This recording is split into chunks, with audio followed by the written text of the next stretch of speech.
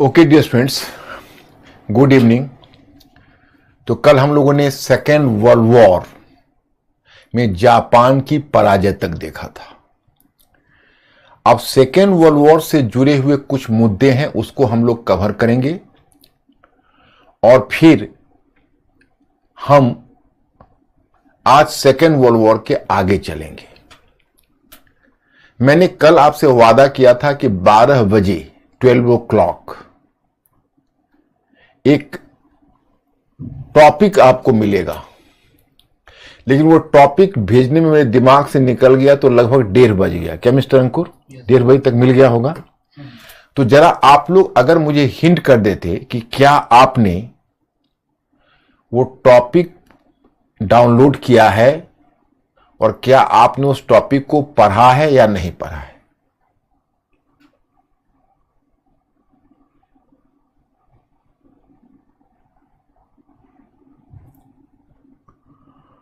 क्या हाल है अंकुर?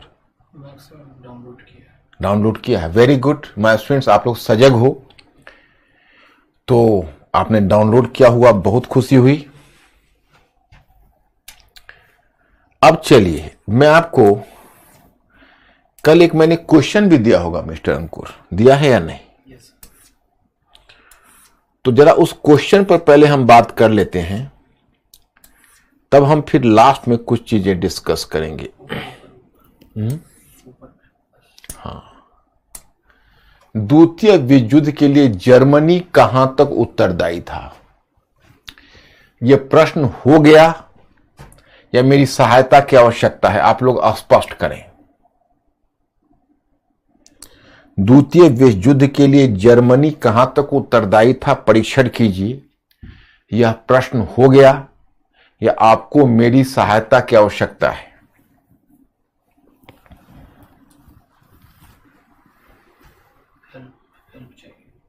हेल्प चाहिए। ओके, एक मैं बड़ा दिलचस्प बात आपको बताता हूं। जैसे एक हिस्टोरियन है, आप लोग मेंटली अलर्ट हो ना, क्योंकि मेरा ये तकिया कलाम है, आप जानते ही हो, और आप लोग भी धीरे धीरे इसके आदी हो गए। दूसरी बात है कि फैक्ट्स की चिंता मत करना, फैक्ट्स बड़ा छलिया होता है, फैक्ट लोग तुरंत भूल जाते हैं, लेकिन जो बदलाव है बदलाव नहीं भूलते हैं। इसलिए मैं आपको टॉपिक टू टॉपिक लिंक करके, जैसे देखो, अब होता यह है कि आप अगर हमको कहोगे भाई खंड 4 पर आप बोलिए, तो खंड 4 के सारे बदलावों को हम सिर्फ आपको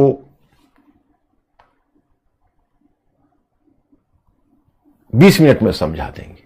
लेकिन जब उस खंड 4 के 4 उपखंड में जाएंगे तो प्रत्येक उपखंड में वर्टिकल घुसते हैं।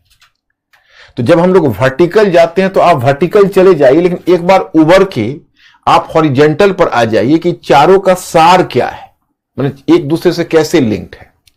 तो ये तभी होगा माय स्टूडेंट्स कि जब आप एक तो आपको अपने अध्ययन को सूचना से विश्लेषण की तरफ करना है। You have to move yourself from information to understanding, that is the first thing.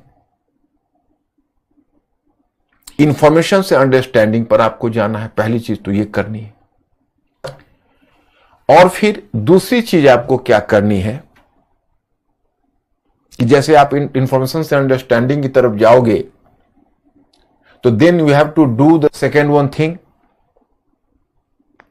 कि आपको एक टॉपिक को दूसरे टॉपिक से जोड़ते हुए चलना है। तो मैं आपको बताऊं कि एक कोई स्कॉलर है, उसने कहा था कि हिटलर विश्व युद्ध नहीं चाहता था, हिटलर पोलैंड में एक सीमित युद्ध चाहता था।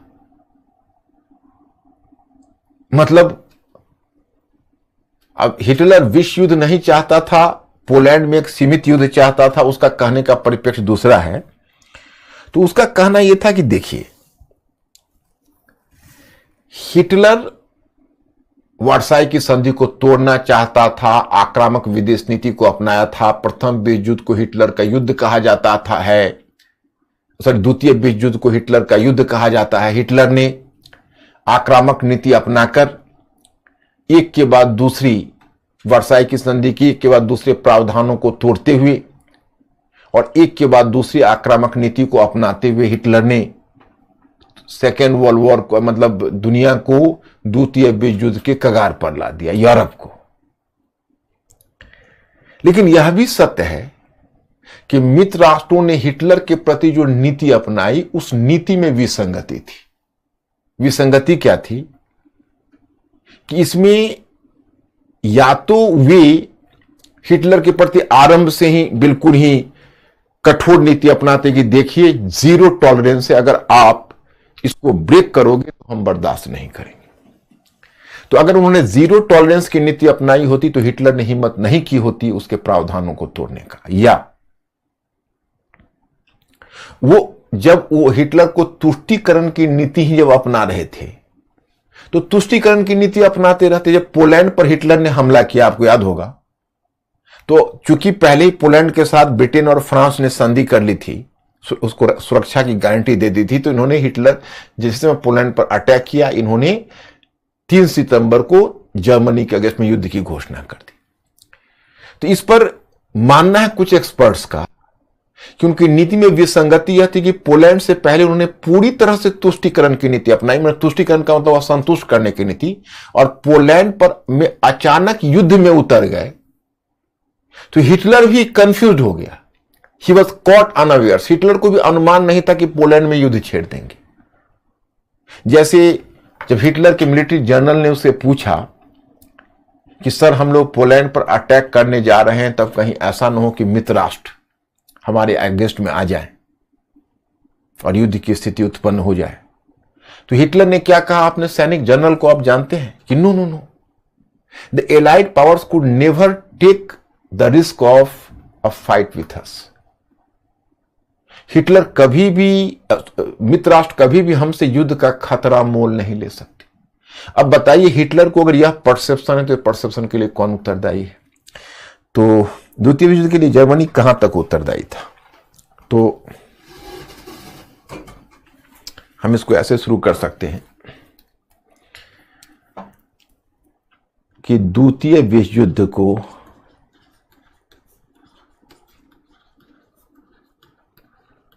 द्वितीय विश्व युद्ध के लिए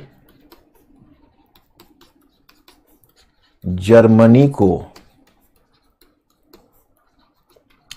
बहुत हद तक उत्तरदायी माना जाता रहा है तथा इसे हिटलर के युद्ध का नाम दिया जाता है। चाहे इसे हिटलर का युद्ध करार दिया जाता है, हिटलर का युद्ध करार दिया जाता है, हिटलर का युद्ध करार दिया जाता है।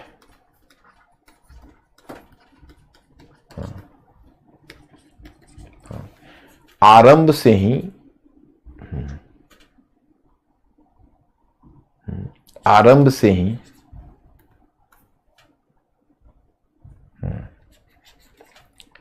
आरंभ से ही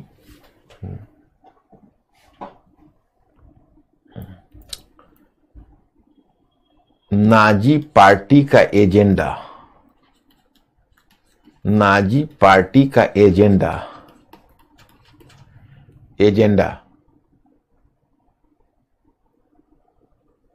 आक्रामक रहा था, आक्रामक रहा था। इसके निम्नलिखित उदाहरण हैं।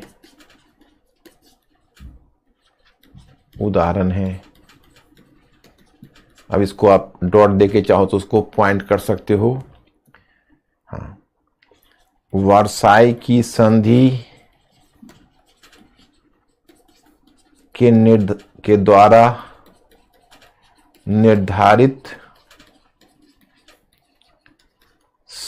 सैन्य सीमा को भंग करना, सैन्य सीमा को भंग करना, मैंने सेना पर जो सीमा लगी थी उसको भंग करना। फिर दूसरा डॉट दे दीजिए या दूसरा पॉइंट भी कर सकते हैं कि राइन क्षेत्र का सैनिकीकरण, राइन क्षेत्र का सैनिकीकरण करना, सैनिकीकरण करना, फिर तीसरा डॉट दे दीजिए।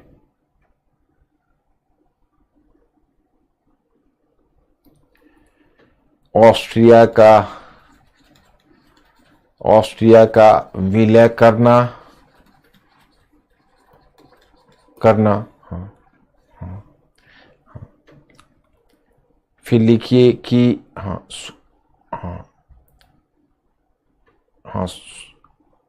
सुडेनटेनलैंड के मुद्दे पर, सुडेनटेनलैंड के मुद्दे पर,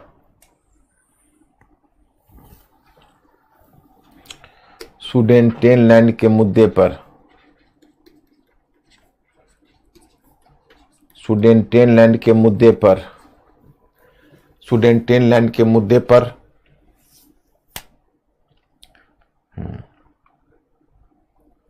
पर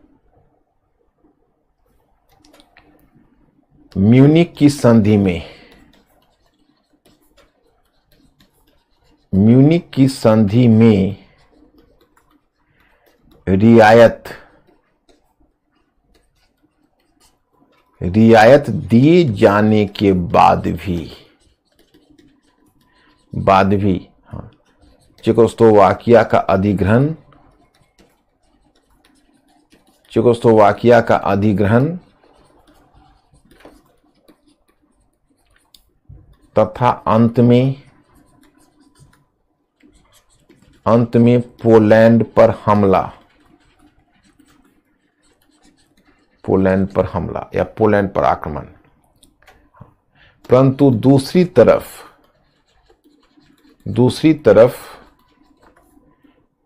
मित्र राष्ट्रों को भी दोष मुक्त नहीं किया जा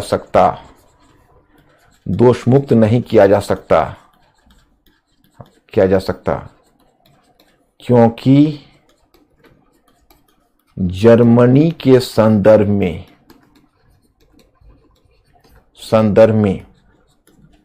उनकी नीति में विसंगति रही थी। अब एक केवल एग्जाम्पल दे दो, क्योंकि अब बहुत ज्यादा लिखने का स्कोप तो होता नहीं है। धीरे धीरे जैसे जैसे आपकी भाषा विश्लेषण परख होती जाएगी, वैसे वैसे कम शब्दों में ज्यादा आप लिख जाओगे। देखो, लिखना अपने आप में बहुत बड़ी चुनौती है, इसलिए मैं आपको लिखने पर बहुत ज्यादा बल देता हूं, लिखने पर समय खर्च करता हूं। हालांकि एक क्लास मुझे 1 घंटे 20 मिनट के ही मिलते हैं, 1 घंटे 20 मिनट इंग्लिश मीडियम में, 1 घंटे 20 मिनट आपको लेता हूं। लेकिन राइटिंग को हमने हमेशा टॉप एजेंडा बनाया हुआ। इसकी वजह क्या है कि मैं पिछले 30 वर्षों से बच्चों के साथ रहा हूं और मैं देखता हूं कि इस बाजार में 95% बच्चे लिखना ही नहीं जानते, मतलब लिख ही नहीं सकते। तो मैं ये नहीं कहता हूं, जैसे अगर मैं सपोज करो इसको हम 100% का पैमाना मान ले, आप 60% 70% तक भी लिख लें तो भी आपको सफलता मिल जाएगी। अब आप लोग अपना एक्सपीरियंस हमसे शेयर करेंगे। पहले इसको कंक्लूड कर दूं तो विसंगति रही थी, यहां पर लिख दो। इसके बाद दिखा दो कि पोलैंड से पहले तक उन्होंने जर्मनी को अत्यधिक संतुष्ट करने की नीति अपनाई और पोलैंड के मुद्दे पर सीधे जर्मनी के विरुद्ध युद्ध छेड़ दिया, आरंभ कर दिया। तो हिटलर भी भौचक रह गया, हिटलर भी चकित रह गया, क्योंकि हिटलर को अनुमान नहीं था कि पोलैंड के मुद्दे पर युद्ध छेड़ देंगे। अगर शुरू में इन्होंने कठोर रुख अपनाया होता तो ऐसा नहीं होता। बस अंत में इसलिए हम कह सकते हैं कि द्वितीय विश्व युद्ध के लिए जर्मनी तो उत्तरदायी था ही, परंतु मित्र राष्ट्र को भी दोष मुक्त नहीं किया जा सकता। बस अब आप लोग मुझे अपना एक्सपीरियंस बताइए कि आप लोग जो वर्ल्ड हिस्ट्री में, मैंने इतने समय से रोज आपको एक क्वेश्चन देता हूं, रोज ट्राई करता हूं, तो क्या आप थोड़ी भी राइटिंग में मतलब कुछ कॉन्फिडेंस पहले से महसूस कर रहे हैं, कुछ सुधार की दिशा में है, कुछ लिख पा रहे हैं, कुछ आत्मविश्वास जग रहा है? थोड़ा सा मिस्टर अंकुर के माध्यम से आप हमें इन्फॉर्म करिए।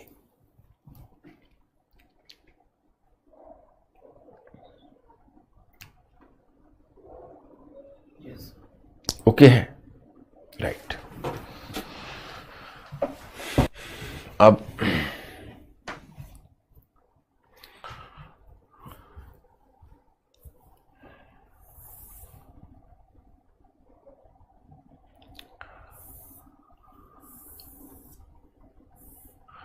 कुछ क्वेश्चंस मैंने ऑलरेडी दिया हुआ है जिसको आप लोगों ने पढ़ा होगा। किस सीमा तक जर्मनी को 2 विश्व युद्धों का कारण बनने का जिम्मेदार ठहराया जा सकता है? ये यूपीएससी 2015 में तो आपको पूछ चुका है, फिर आपको इस क्वेश्चन में अजय इन लोगों ने क्या जवाब दिया? ये लोग अब राइटिंग में थोड़ा कंफर्टेबल है कि नहीं अंकुर?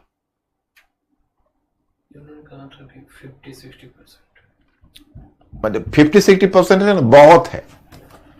यहां तो मैं देख रहा हूं कि जो बच्चे मेंस दे रहे हैं उनकी भी राइटिंग दुरुस्त नहीं हो पाती है, बहुतों का। इसलिए बहुत कम लोगों को फाइटिंग हो पाती है, मतलब एक्चुअल एग्जामिनेशन में, क्योंकि राइटिंग का मतलब है कि हम अपने आप को एक्सप्रेस कर सकें, और जब हम अपने आप को एक्सप्रेस नहीं कर सके तो क्या राइटिंग, है ना। तो यहां पर देखिए, किस सीमा तक जर्मनी को 2 विश्व युद्धों का कारण बनने का जिम्मेदार ठहराया जा सकता है? समालोचना पर चर्चा कीजिए। यूपीएससी 2015 का प्रश्न है। और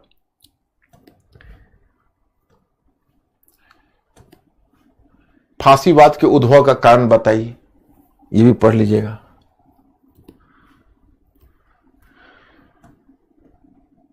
बस अब हम लोग आ गए खंड 5 पर। आज आप आ गए खंड 5 पर ही आपका सिलेबस समाप्त होगा। अब खंड 5 पर समाप्त करने के बाद तब हम आप लोगों से पहले हालचाल ले लेंगे। अगर आप लोग कहोगे तो मैं आगे की झलक दे दूंगा 2-3 क्लास में, और आप लोग, लेकिन उसके लिए पहले आप लोगों को खंड 5 तक हमें एश्योर करना होगा कि सर यहां तक हम कंफर्टेबल हैं, क्योंकि वो हमारा सिलेबस का पार्ट, हमारा सिलेबस खंड 5 पर ही जाके समाप्त हो जाएगा। मैं सेफ साइड लेके भी चल रहा हूं तभी खंड 5 में। लेकिन खंड 5 के बाद हम कॉन्टेम्पररी वर्ल्ड की अगर थोड़ा आपको झलक दे सके, जो अगर आप लोग समझेंगे तब, अगर मान लीजिए आप अगर अभी तक नहीं लिंक हुए होंगे तो फिर मैं वो बात कहूंगा तो कहीं ऐसा ना हो कि आप उससे कोई एसिमुलेट नहीं कर पाए और हमारा बीच में 3 क्लास का मेहनत भी चला जाए। तो अगर आप लोग जब एश्योर करोगे, जब खंड 5 में समाप्त कर दूंगा और जब सिलेबस आपका समाप्त हो जाएगा तो एक बार आपसे पूछ लूंगा, जैसा आप लोगों का अनुमोदन होगा वैसा हम करेंगे। तो उसमें भी मैं मैटर दूंगा आगे के लिए भी, अगर आप लोग हाँ कहेंगे तो वो आपको जनरल स्टडीज के ज्ञान का संवर्धन करेगा। अब इस उपखंड में हम कितनी चीजें आप लोगों को कवर करने जा रहे हैं। द्वितीय विश्व युद्ध के पश्चात यूरोप, इस टॉपिक का अध्ययन करते हुए निम्नलिखित महत्वपूर्ण तथ्यों पर गौर करना आवश्यक है। ये उपखंड प्रथम का है। द्वितीय विश्व युद्ध के पश्चात पहले हम यूरोप देखेंगे, फिर दुनिया देखेंगे। ये खंड 5 का है। ये हम एक उपखंड है, ये टॉपिक आपका पहला उपखंड है। इसमें हम यूरोप पर ही है, यूरोप से बाहर नहीं गए हैं। यूरोप से बाहर जाएंगे दुनिया में दूसरे टॉपिक में। इस टॉपिक का अध्ययन करते हुए निम्नलिखित महत्वपूर्ण तथ्यों पर गौर करना आवश्यक होगा। 1, द्वितीय विश्व युद्ध को विश्व इतिहास में विभाजक रेखा क्यों माना जाता है? मतलब द्वितीय विश्व युद्ध के बाद क्या ऐसा परिवर्तन हुआ कि हम इसको डिवाइडिंग लाइन कह दे। दूसरा, यूरोपीय प्रभुता के अंत ने विश्व इतिहास पर क्या प्रभाव डाला? जैसे यूरोपीय प्रभुता का जब अंत हुआ तो विश्व इतिहास पर क्या प्रभाव डाला। तीसरा, द्वितीय विश्व युद्ध के मध्य पश्चिमी देशों तथा सोवियत रूस के बीच मतभेद के क्या बिंदु थे? अब सेकेंड वर्ल्ड वॉर में, जैसे अब आगे तुम पढ़ोगे शीत युद्ध, कोल्ड वॉर, इसी में कोल्ड वॉर का आरंभ तो यही बता दूंगा आज। तो जब कोल्ड वॉर का उद्भव पढ़ोगे तो आपके सामने सवाल यह खड़ा होगा कि द्वितीय विश्व युद्ध के बाद मतभेद के ऐसे कौन से बिंदु आए कि शीत युद्ध शुरू हो गया? आखिर वैसे कौन से बिंदु थे? और नेक्स्ट है, शीत युद्ध पहले के युद्ध से किस रूप में भिन्न था? जैसे पहले का, तुम्हें में से किसी ने पूछा भी था कि how the cold war was going to different from the earlier war, क्योंकि अर्लियर हॉट वॉर होता था, कोल्ड वॉर हुआ। पूंजीवादी मॉडल को बचाने के लिए पश्चिमी देशों ने क्या कदम उठाए? इन सभी का उत्तर आपको इस मैटर में मिलेगा। उपखंड 2 होगा विश्व युद्ध और विश्व की दशा एवं दिशा। ये उपखंड 2 होगा। इस उपखंड के माध्यम से आप जानेंगे विश्व की सबसे बड़ी क्रांति उपनिवेश मुक्ति किस प्रकार घटित हुई। ये उसमें उपनिवेश मुक्ति सबसे इंपॉर्टेंट टॉपिक है आपका, सबसे बड़ी क्रांति है। अलग अलग क्षेत्रों में उपनिवेश मुक्ति की प्रक्रिया किस प्रकार पृथक रही, मतलब अलग अलग क्षेत्र में इसकी जो प्रक्रिया है किस प्रकार पृथक रही। तृतीय विश्व की संकल्पना क्या है तथा किस प्रकार शीत युद्ध का तृतीय विश्व में विस्तार हुआ, मतलब तृतीय विश्व की संकल्पना क्या है और किस प्रकार शीत युद्ध का तृतीय विश्व में विस्तार हुआ, और तृतीय विश्व के देशों के समक्ष क्या चुनौतियां थी, उन्होंने किस प्रकार उन्हें सुलझाने का प्रयास किया। मतलब तृतीय विश्व के देशों के समक्ष क्या चुनौतियां थी, उन्होंने किस प्रकार उन्हें सुलझाने का प्रयास किया। ये अगला, इसमें केवल हम यूरोप पर हैं। अब माय स्टूडेंट्स, यहां पर जो मैंने डायग्राम बनाया है, यह डायग्राम इतना बड़ा है कि अगर हम फिर बोर्ड पर दोबारा बनाना चाहें तो इतना स्पेस एक पेज में नहीं मिल पाएगा, इसलिए मैंने टाइप ही डाला है। आपको पहले डायग्राम समझने से नहीं पता चलेगा, इसलिए शुरू में आप डायग्राम शायद मत ही पढ़ना। जब टॉपिक समाप्त हो जाएगा और टॉपिक का कंटेंट पढ़ लोगे तब डायग्राम पढ़ना है, मेरा सजेशन मानना। क्योंकि मैं क्या करता हूं, मैं पहले आपके अंदर जाता हूं, प्रवेश करता हूं एक स्टूडेंट के रूप में। मैं आपको पढ़ाने के क्रम में जो आपके मन में सवाल खड़ा होता है, पहले मेरे मन में क्यों आ जाता है, क्योंकि जब मैं आपको पढ़ाने वाला होता हूं तो पहले अपने आप को मैं स्थगित कर देता हूं कि I am not mister Manikant Singh, I am अमुक, और तब मैं आप में प्रवेश करता हूं। आप कैसे फील करते हैं, फील करने की कोशिश करता हूं, कैसे आपको दिक्कत हो सकती है क्या पढ़ने क्या जानने में, उसको महसूस करता हूं और तब पढ़ाने की कोशिश करता हूं। तो यहां पर देखिए, ये इसमें द्वितीय विश्व युद्ध के पश्चात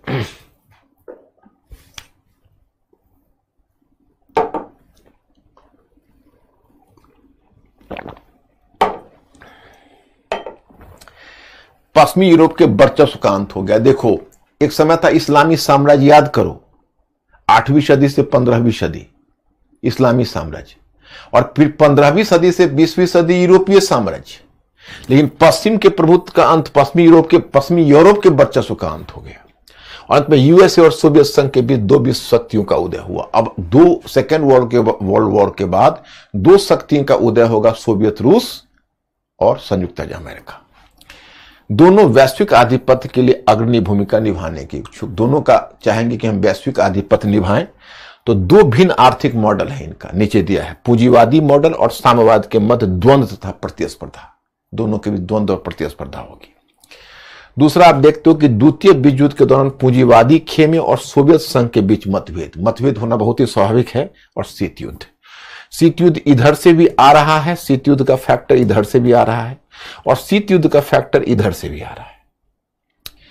विश्व अर्थव्यवस्था के बेहतर प्रशासन हेतु ब्रेटन वुड जगह है अमेरिका में, सम्मेलन तथा 3 संस्थाओं का निर्माण, विश्व बैंक, IMF और गैट। और इधर अटलांटिक चार्टर 1941, संयुक्त राष्ट्र संघ का गठन और उपनिवेश मुक्ति। मतलब अटलांटिक चार्टर का दोनों प्रभाव है। अटलांटिक चार्टर के आधार पर संयुक्त राष्ट्र संघ का गठन भी होगा और उपनिवेशों की मुक्ति भी होगी।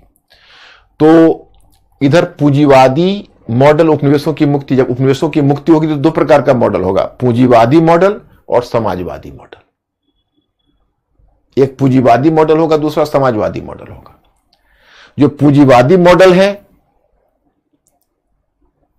अधिकांश, जैसे देखो उपनिवेशों की मुक्ति होगी तो पूंजीवादी मॉडल से होगी। अधिकांश देश पूंजीवादी मॉडल मतलब लिबरल पार्टी के नेतृत्व में हुआ, और चाइना और वियतनाम समाजवादी मॉडल के थ्रू हुआ। फिर तृतीय विश्व का उद्भव होगा, और तृतीय विश्व का उद्भव होगा तो दो प्रभाव दिखेगा आपको।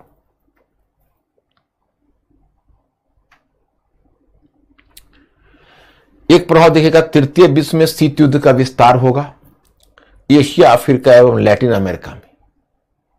मतलब जिस समय तृतीय विश्व आएगा तो पहले तो दोनों महाशक्तियां तृतीय विश्व में अपना विस्तार चाहेंगे, और दूसरा होगा गुटनिरपेक्ष आंदोलन होगा। एक और फैक्टर दिया गया है कि द्वितीय विश्व युद्ध के बाद सांस्कृतिक और बौद्धिक क्षेत्र में पश्चिमी प्रभुत्व, जैसे उपनिवेशवाद का तो अंत हो जाएगा, मतलब साम्राज्यवाद का, यूरोपीय साम्राज्यवाद का अंत हो जाएगा। लेकिन यूरोपीय साम्राज्य छोड़ने के बाद भी वो अपना वर्चस्व 3 क्षेत्र में बनाना चाहेंगे, एक आर्थिक क्षेत्र में, और दूसरा सांस्कृतिक और बौद्धिक क्षेत्र में। तो सांस्कृतिक क्षेत्र और बौद्धिक क्षेत्र में जो उनका प्रभाव होगा वो पश्चिमी दृष्टिकोण को प्रभाव बनाएगा। देखो ना, आज भी आपका इतिहास हो, समाज शास्त्र हो, राजनीति शास्त्र हो, इन सब पर किसका प्रभाव है? पाश्चात्य दृष्टिकोण का तो प्रभाव है। तो यहां पर आप देखोगे कि सांस्कृतिक और बौद्धिक क्षेत्र में जो पश्चिमी प्रभुत्व होगा वो कहीं ना कहीं आपके सोच पर प्रभाव डालेगा, और ये अनौपचारिक उपनिवेशवाद होगा। मतलब वो उपनिवेशवाद तो औपचारिक था जब आपकी इकोनॉमी का वो डायरेक्ट शोषण करते थे, अब वो कहने के लिए आपको स्वतंत्र कर दिया है, परंतु गैर औपचारिक रूप में उनका प्रभाव बना रहेगा। इसीलिए उसका नाम है अनौपचारिक उपनिवेशवाद, इनफॉर्मल कॉलोनियलिज्म। अब देखो, ये पूरा जो टॉपिक है ये केवल इस टॉपिक से नहीं है, पूरे 5 खंड से जुड़ा हुआ ये डायग्राम है। पूरे 5 खंड, मैंने 5th खंड जो मैं आपको कवर करने वाला हूं उससे जुड़ा हुआ ये पूरा डायग्राम है।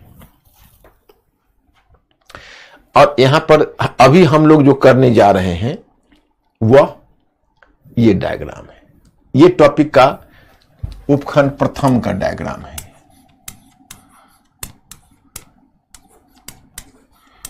केवल इसमें डेट्स को हम लोगों को थोड़ा सा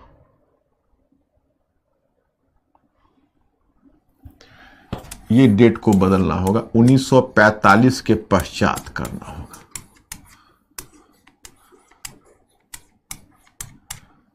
यानी 1945 के पश्चात। 1941 का अटलांटिक चार्टर आएगा था, यूरोपीय साम्राज्य को झटका लगेगा, संयुक्त राष्ट्र संघ का गठन होगा, यूरोप की सर्वोच्चता का अंत होगा था, 2 महाशक्तियों में संयुक्त राज्य अमेरिका और सोवियत रूस के द्वारा शून्य को भरने का प्रयास किया जाएगा। द्वितीय विश्व युद्ध के मध्य पश्चिमी पूंजीवादी शक्तियां और सोवियत रूस के बीच मतभेद होगा और शीत युद्ध का आरंभ होगा। टेम्परेचर क्या है? 25। ठीक है। 2 भिन्न आर्थिक मॉडल में पूंजीवादी और समाजवादी आर्थिक मॉडल था। पूंजीवादी व्यवस्था की रक्षा के नवीन संस्थाओं की स्थापना होगी और यूरोप के एकीकरण की तलाश करें। एनीवे, अब हम लोग कहां से शुरू करें? देखिए,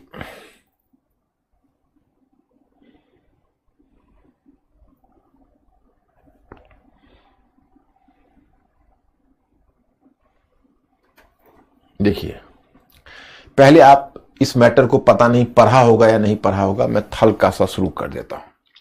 द्वितीय विश्व युद्ध की समाप्ति पर यूरोप केंद्रित अंतरराष्ट्रीय व्यवस्था जो पिछले 500 वर्षों से अस्तित्व में थी, लुप्त हो गई। मैंने आपको सूचना दी जा रही है कि जब सेकेंड वर्ल्ड वॉर समाप्त हुआ तो वह जो यूरोप केंद्रित पहले जो अंतरराष्ट्रीय व्यवस्था थी वो क्या थी? यूरोप केंद्रित थी।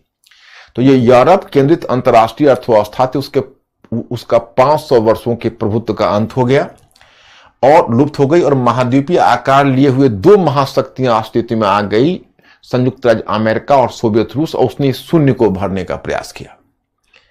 बाकी शक्तियां, अब देखो, इन्होंने क्रमशः पूंजीवादी तथा समाजवादी गुट का नेतृत्व किया। अब दुनिया एक अलग दिशा में चल दी, क्योंकि संयुक्त राज्य अमेरिका ने पूंजीवादी गुट का नेतृत्व करना शुरू किया और सोवियत रूस ने समाजवादी गुट का। यह वही सोवियत रूस है जो सेकेंड वर्ल्ड वॉर में आपको मैंने स्टालिन बताया था, जो उभर कर आया था। और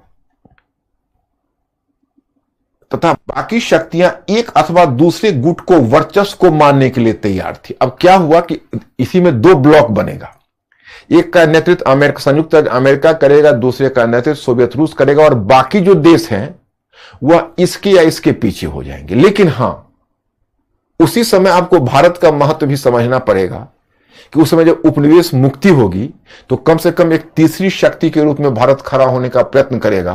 हालांकि उसमें सफलता उसकी वैसी नहीं मिल पाएगी, लेकिन गुट निरपेक्ष आंदोलन खड़ा करने में तो भारत का बहुत बड़ा योगदान है। और भारत ने उस समय सोचा था कि हम इस गुट या उस गुट का सदस्य नहीं बनेंगे, बल्कि गुट निरपेक्ष रहेंगे।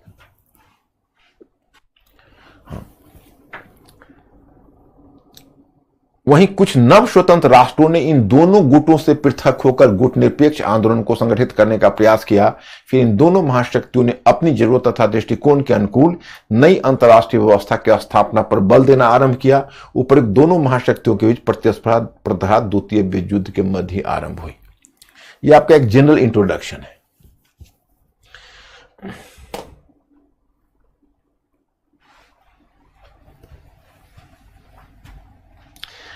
अब देखो, इसमें आपको बताया जा रहा है कि जब सोवियत रूस में आपको बताया जाला कि जब सोवियत रूस में साम्यवादी व्यवस्था की स्थापना हुई तो संयुक्त राज्य अमेरिका और सोवियत रूस के बीच एक प्रकार का कंपटीशन चल पड़ा और दोनों के बीच, चूंकि सोवियत रूस ने कहा कि मैं विश्व क्रांति का आदर्श रखा था, पीछे मैं आपको समझा चुका हूं, पीछे का क्लियर है आपको। जैसा अंकुर पूछो तो मेरे स्टूडेंट को कि पीछे का क्लियर है, तो आगे देखो मैटर तो मैं उसी लाइन पर देता हूं जिस लाइन पर क्लास लेता हूं। तो क्या अब आप वर्ल्ड हिस्ट्री को एंजॉय कर रहे हो ना, माने बदलाव को समझ रहे हो कि नहीं? थोड़ा सा हिंट करो ताकि मैं समझूं, या कोई अगर प्रॉब्लम हो तो बताओ।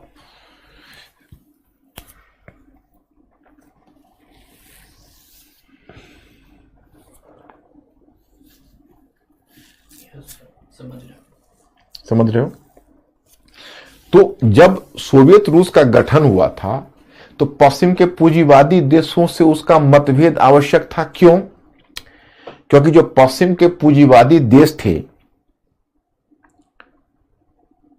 वे एक अलग प्रकार के आर्थिक मॉडल का प्रतिनिधित्व कर रहे थे और सोवियत रूस समाजवादी मॉडल का प्रतिनिधित्व कर रहा था। इतना ही नहीं, विचारधारा के स्तर पर वह विश्व क्रांति की बात कर रहा था। तो विश्व क्रांति होने का मतलब है पूंजीवादी देशों का अस्तित्व ही समाप्त हो जाएगा।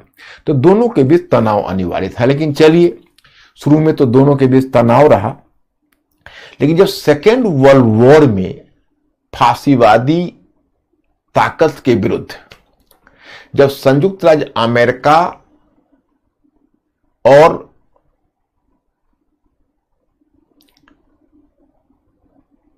माने पश्चिम के पूंजीवादी देश और सोवियत रूस ने जब संयुक्त मोर्चा बनाया तो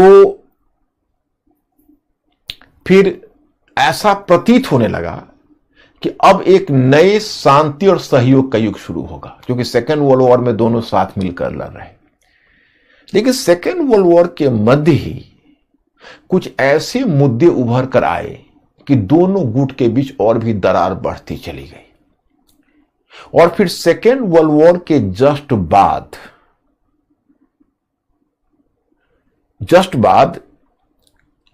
मतलब एक अलग प्रकार का युद्ध शुरू हो गया। उस युद्ध को कहते हैं शीत युद्ध, या तो शीत युद्ध कहते हैं या गर्म शांति कहते हैं, आइदर कोल्ड वॉर और हॉट पीस। अब देखिए, कोल्ड वॉर या हॉट पीस क्यों? तो देखिए, कहा गया कि अभी द्वितीय विश्व युद्ध समाप्त ही हुआ था, तभी पश्चिम के पूंजीवादी देश और सोवियत रूस के बीच एक नए प्रकार का युद्ध चल पड़ा, जिसे हम कहते हैं, मतलब एक नए प्रकार का युद्ध शुरू हो गया जो तृतीय विश्व युद्ध की तरह था, परंतु यह विश्व युद्ध स्वरूप में अलग था, क्योंकि यह एक खुला युद्ध नहीं था, बल्कि एक कूटनीतिक और मनोवैज्ञानिक युद्ध था। कूटनीतिक और मनोवैज्ञानिक, डिप्लोमेटिक एंड साइकोलॉजिकल वॉर, जिसके माध्यम से एक गुट दूसरे गुट के प्रभाव को सीमित करके अपने प्रभाव को बढ़ाना चाहता था। और यह संघर्ष 4 दशकों तक चला। पूरी दुनिया ने 4 दशकों तक शीत युद्ध के प्रभाव को महसूस किया। एक नए प्रकार के युग का आगमन हुआ और इसी सिलसिले में आपको अब अगला मुद्दा दिया जाता है कि उन कारकों की व्याख्या कीजिए जिनके परिणाम स्वरूप द्वितीय विश्व युद्ध के मध्य पूंजीवादी देश और सोवियत रूस के बीच मतभेद बढ़ गए। अब देखो, यहां पर हम टोटल 4 कारक देते हैं और यही 4 कारक इनके बीच दरार उत्पन्न करेगा और शीत युद्ध शुरू हो जाएगा। ये प्रश्न का यही उत्तर होगा। देखिए, ये 4 कारक क्या है? तो या तो कहो तो पॉइंट लिख दूं, या पॉइंट तो यहां पर एक अलग कलर में दिया हुआ है, तो आपको इसमें कोई दिक्कत नहीं होगी। 1943 में इटली के समर्पण का मुद्दा। जैसे देखिए, ये मुद्दा क्या था, आप लोग मेंटली अलर्ट रहना, मैं बाद में पूछ लूंगा। देखिए, एक्चुअली हुआ ऐसा कि सेकेंड वर्ल्ड वॉर में जो धुरी राष्ट्र है, जैसे जर्मनी, इटली और जापान है, उसको धुरी राष्ट्र बोलते हैं, और ब्रिटेन, फ्रांस, संयुक्त अमेरिका, ये सबको मित्र राष्ट्र बोलते हैं। और सोवियत रूस भी मित्र राष्ट्र में आ गया था।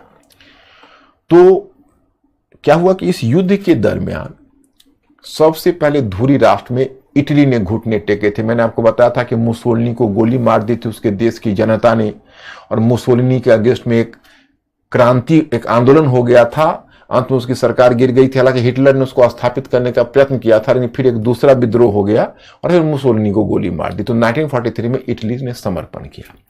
अब उधर ब्रिटेन, फ्रांस तो ऑलरेडी जर्मनी ने जीता हुआ है, तो ब्रिटेन, संयुक्त राज्य अमेरिका, ये दोनों हैं। और सोवियत रूस में आपको पता ही है कि जब जर्मनी ने हमला किया तो ब्रिटेन और अमेरिका भी सोवियत रूस की तरफ से लड़ने लगे, तो उनके बीच आपस में सहमति है। तो जब 1943 में इटली ने समर्पण किया, तो इटली से वार्ता करने के लिए मित्र राष्ट्रों को जाना था। तो जब ब्रिटेन और अमेरिका जा रहा था, तो सोवियत रूस को भी लगा कि भाई मुझे भी तो ले चलेगा, हम भी तो अभी साथ हैं इनके, लेकिन सोवियत रूस को छोड़ दिया गया। ये तो इसी तरह की बात है कि पार्टी का निमंत्रण आए, 3 रूम पार्टनर हो, 2 रूम पार्टनर चले जाओ और तीसरे रूम पार्टनर को छोड़ दो, तो तीसरे रूम पार्टनर में एक सेंस ऑफ अदरनेस का भाव तो आएगा। वही भाव सोवियत रूस में आ गया। Point clear. दूसरा मुद्दा देखो, युद्ध में दूसरा मोर्चा खोलने का मुद्दा वो क्या है, मैं आपको बताता हूं। अगर मानचित्र एक मिल जाता तो सोने में सुहागा था। हाँ देखो मानचित्र है, ये अफ्रीका का है। हाँ ये यार देखिए, ये है इटली,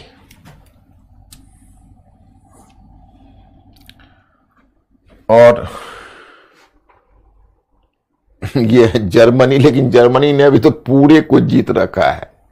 स्विट्जरलैंड अलग है, लेकिन जर्मनी ने फ्रांस को भी जीत रखा है। तो देखो, और यह है सोवियत रशिया। तो हुआ ऐसा, अभी तो सोवियत रशिया ने पूरे पूर्वी यूरोप पर कब्जा कर रखा है। और देखते हैं कोई और मैप हो तो, हाँ ये देखते हैं। देखिए जैसे ये फ्रांस है, ये जर्मनी है, इटली है, यूनान है। तो एक्चुअली सेकेंड वर्ल्ड वॉर में जब इटली 1940 में कूदा था, तो इटली ने यूनान पर हमला कर दिया था। तो इटली ने जब यूनान पर हमला किया, तो ब्रिटेन यूनान को लेकर काफी पॉजिटिव था। तो ब्रिटेन यूनान की रक्षा के लिए आ गया, और यूनान की रक्षा के लिए ब्रिटेन लड़ने लगा। तो ब्रिटेन यहां यूनान के मोर्चे पर लड़ रहा था, और उधर जब सोवियत रूस पर हमला कर दिया था जर्मनी, तो ब्रिटेन पहुंच गया था सोवियत रूस, और सोवियत रूस में सोवियत रूस को बचाने के लिए भी लड़ रहा था। तो सोवियत रूस को बचाने के लिए जब ब्रिटेन लड़ रहा था, अमेरिका भी सपोर्ट कर रहा था, लेकिन बैटलफील्ड तो सोवियत रूस था। तो सोवियत रूस में बहुत ज्यादा कैजुअलिटीज हो रही थी। लोग आप समझो जो सोवियत रूस ने कितना बलिदान दिया कि 2 करोड़ लोग मारे गए, पूरे सिविलियन से लेकर आर्मी तक, और 5 करोड़ इंजर्ड हुए। तो सोवियत रूस में जब लड़ रहे थे लोग बचाने के लिए, तो फिर सोवियत रूस के स्टालिन ने एक प्रपोजल दिया कि देखिए आप लोगों की बड़ी मेहरबानी, आप लोग हमारे साथ खड़े हैं, बहुत शुक्रगुजार हैं, लेकिन लड़ाई तो, बैटलफील्ड तो हमारा देश बना हुआ है। तो आप लोग ऐसा करते, इधर गौर करना, फ्रांस को जर्मनी जीत चुका है, ये जगह है, ये जर्मनी है। तो इनका कहना था कि आप लोग एक काम करिए, ये जो देख रहे हैं आप, इनका कहना है कि ये देखिए काम करिए, जो फ्रांस है, तो आप इधर से आप और अमेरिका जाइए, और फ्रांस के इस साइड से आप युद्ध शुरू करिए, ताकि फ्रांस की आजादी के लिए, जर्मनी के अगेंस्ट में। तो जर्मनी यहां है, तो जर्मनी ने हम पर ऐसे हमला किया हुआ, पोलैंड वगैरह को तो सब जर्मनी जीत चुका था, तो जर्मनी ने ऐसे हमला किया हुआ है। जिसी समय आप दूसरा मोर्चा फ्रांस में खोलेंगे, दूसरा मोर्चा, तो उसी समय जर्मनी की आधी ताकत इधर बट जाएगी, तो हम पर दबाव कम हो जाएगा और हमारा बहुत बचाव हो जाएगा। इशू समझ में आ गया? लास्ट में पूछ लूंगा।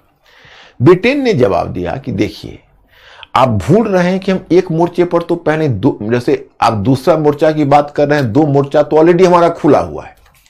एक मोर्चा हमारा यूनान में खुला हुआ है, इटली के अगेंस्ट में, और दूसरा मोर्चा हमारा आपके यहां खुला हुआ है।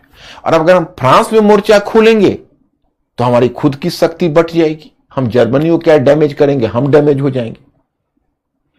तो इस बात से स्टालिन कन्विंस नहीं हुआ। स्टालिन को लगा कि देखो ये सब की चाल है, ये चाहता है कि फांसीवाद की तो पराजय हो और रूसी साम्यवाद भी इसमें नष्ट हो जाए तो सोने में सुहागा। तो दोनों के बीच मतभेद बढ़ गए। तो दूसरा पॉइंट भी क्लियर हो गया होगा आप लोगों को। तीसरा पॉइंट देखिए,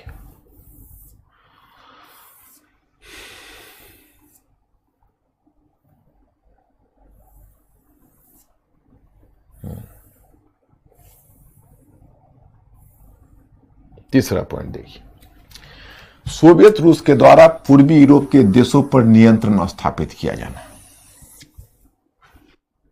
देखिए ये क्या है, मेंटली अलर्ट रहना आप लोग। ये शीत युद्ध का सबसे बड़ा कारण बना। एक्चुअली हुआ ऐसा कि युद्ध में 1943 में जो इटली ने समर्पण किया, तो इसका मतलब है जो ये मोर्चा यूनान पर जो खुला हुआ मोर्चा था जो ब्रिटेन लड़ रहा था, ये मोर्चा बंद हो गया।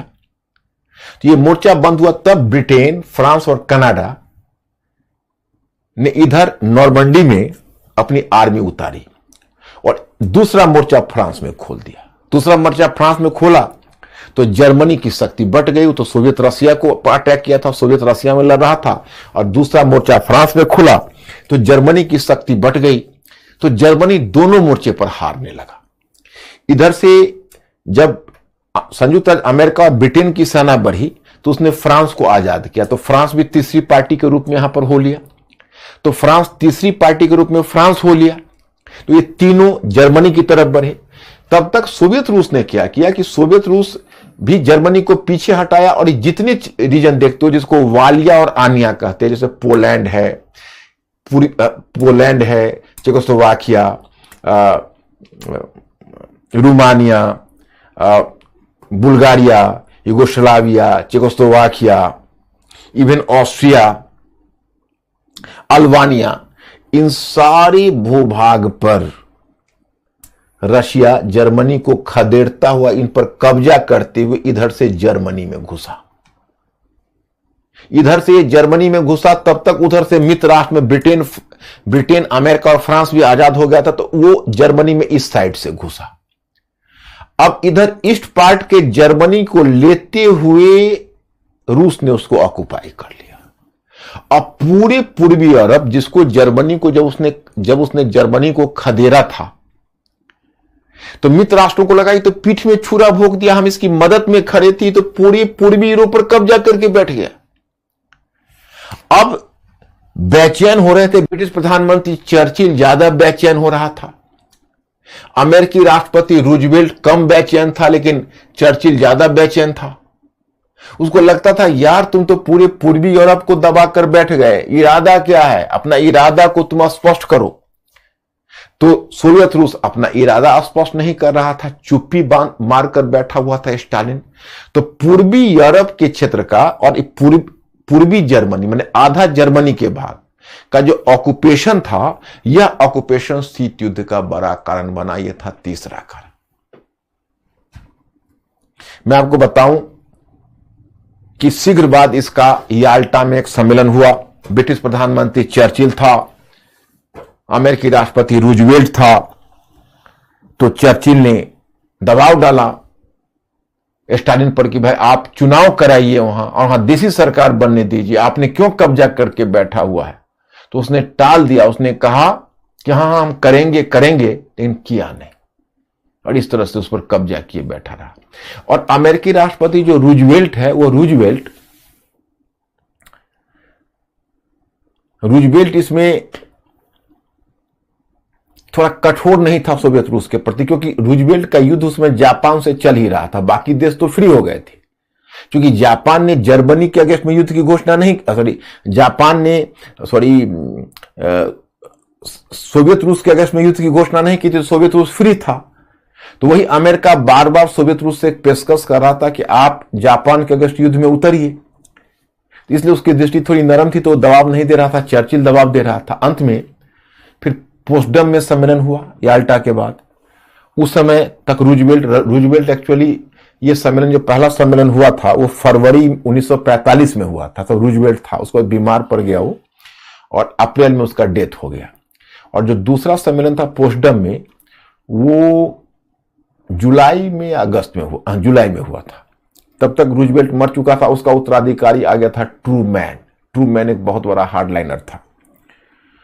तो ट्रूमैन ने सोवियत रूस पर खुला दबाव डाला, लेकिन उसने चुनाव वहां नहीं कराए, तो दोनों के बीच मतभेद बढ़ रहे थे। अब इसी बीच चौथा मतभेद की घटना हो गई, जो मैंने इसमें आपको दिया हुआ है। वो मतभेद की चौथी घटना है जापान पर परमाणु हमला। ये क्या मुद्दा था? जैसे जापानी शहर हिरोशिमा और नागासाकी पर परमाणु हमला। अब देखिए,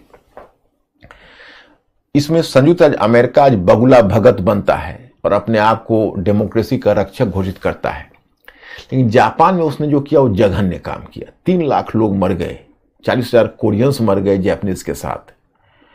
अब देखिए, जापान युद्ध लड़ते हुए थक चुका था, एक छोटा सा देश था, उसका रिसोर्सेस भी समाप्त होने के कगार पर था, और जापान बस जल्द ही समर्पण ही करता। लेकिन केवल युद्ध के कोर्स को छोटा करने के लिए अमेरिका ने परमाणु हथियार का उपयोग कर दिया। इसका एक और भी कारण था, अगर डिप्लोमेटिकली आप कहें तो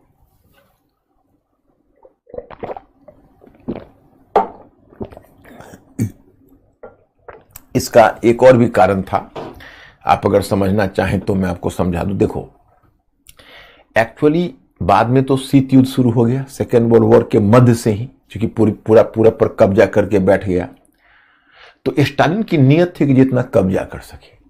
तो पहले तो जापान के विरुद्ध युद्ध में सोवियत रूस नहीं था, फिर 8 सितंबर में नहीं, सितंबर नहीं, उससे पहले जुलाई में या जून में वो युद्ध में कूद पड़ा। और युद्ध में कूदा तो उसका 8 जुलाई को शायद, तो उसका इरादा सही नहीं था। मैंने सोवियत रूस, स्टालिन बेईमानी के नियत से ही गया था।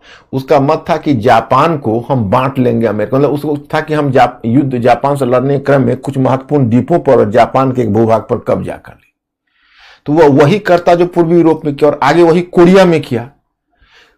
तो अब अमेरिका भयभीत हो गया कि अगर यह युद्ध ज्यादा लंबा खींचा तो सोवियत रूस जापान के कुछ भाग पर कब्जा कर लेगा।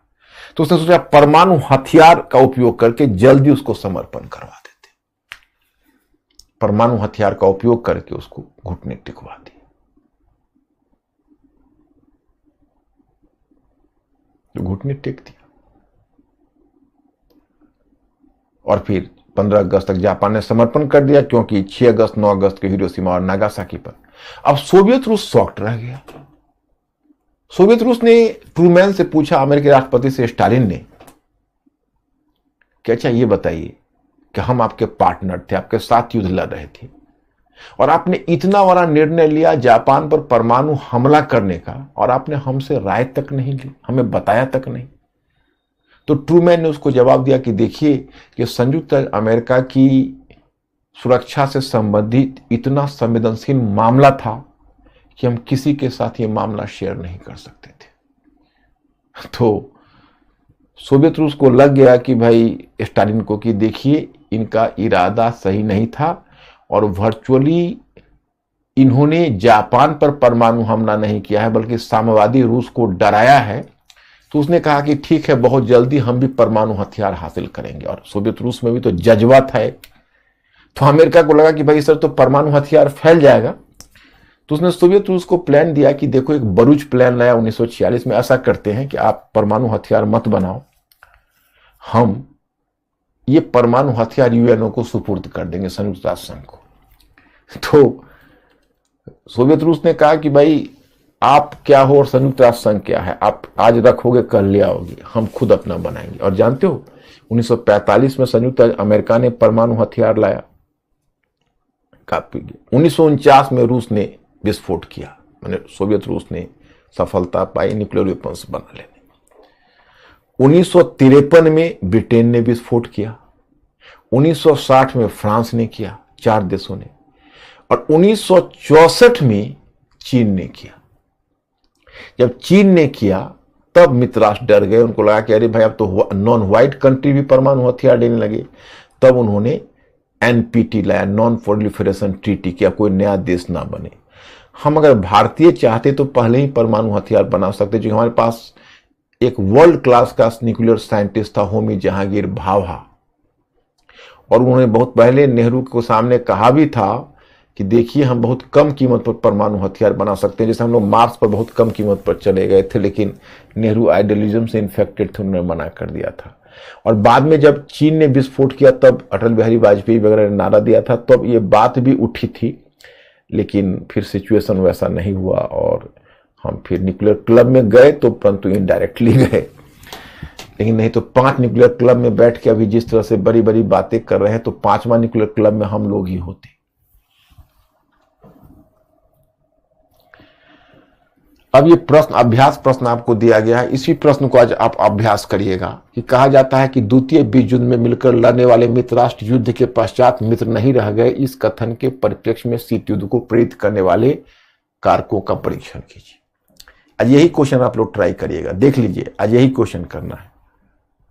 कि कहा जाता है कि द्वितीय विश्व युद्ध में मिलकर लड़ने वाले मित्र राष्ट्र युद्ध के पश्चात मित्र नहीं रह गए, इस कथन के परिप्रेक्ष्य में शीत युद्ध को प्रेरित करने वाले कारकों का परीक्षण कीजिए। तो मैं स्टूडेंट्स, मैंने अभी तक जो समझाया है उसमें कोई दिक्कत हो तो बताइए, आप लोग ओके करेंगे फिर हम आगे बढ़ेंगे। अंकुर मेरे स्टूडेंट से पूछो कि आर दे क्लियर?